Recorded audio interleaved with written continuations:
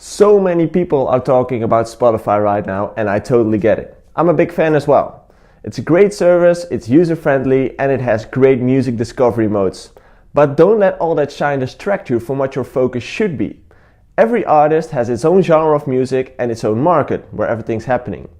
If you want to promote your music on the right spot, it's important for you to find out where your hotspot is. It's a bad idea for a baker to sell bread in a club. It just doesn't make sense. Where are all your friends listening to your music? And what's the best platform for you to grow? If the genre is house music, you might consider focusing on Beatport or Traxsource. If it's pop music, Spotify could be the one to go for. At this moment, everyone's aiming for Spotify, which makes it really hard to stand out of the crowd. There's just more competition. So, having another strategy could pay off quickly since there are other platforms emerging with millions of ears to entertain. One of those platforms is Apple Music. We all know it. Apple's music streaming service platform is quickly growing in the footsteps of Spotify, but they both have their pros and cons. Nonetheless, Apple Music also has playlists and curators who are looking for the latest music, and chances are bigger that they will listen to your music there since there are less people asking for their attention. Besides focusing on playlist and career growing options, it's also smart to keep an eye on other emerging platforms. What a lot of people tend to forget is that YouTube is still number one when it comes down to music streaming. And, drumfill, YouTube will start its own streaming service this year, tentatively called Remix. Imagine a giant like YouTube starting its own streaming service and taking a lot of Spotify customers. How important will Spotify remain to be if that happens?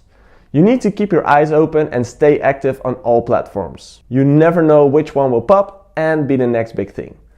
Another service that has become a one to watch is Amazon Music. Amazon is becoming a monster on multiple platforms at the moment, but we're focusing on music right now. They've launched Amazon Alexa a few years ago, and since then the whole game has changed. Imagine this. You're walking through your living room and you suddenly feel like listening to music. Instead of walking towards the radio or just grabbing your phone, you just say, "Alexa, play music." Now suddenly there's music playing in your living room. Now let's try to say, "Alexa, play music from JoeySuki." Suddenly, my music is playing in your living room. Now first, that's awesome because I'm getting the royalties.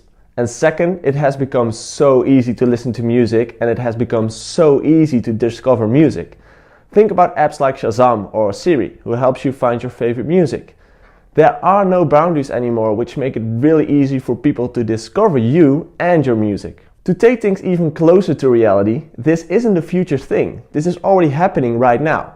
I already own an Alexa in my home and I already play music by yelling to that device. A lot of people in the world are already talking to their phone, asking which track it is that they hear at the festival, club or bar. What if the landscape changes? Because it can, and it will, somewhere in the future. Would Spotify still be so important? The essence of this story is focus on the platform that matters for your genre and your audience. Be aware of other platforms and be active on there as well. And be aware of technical developments that are able to change the game.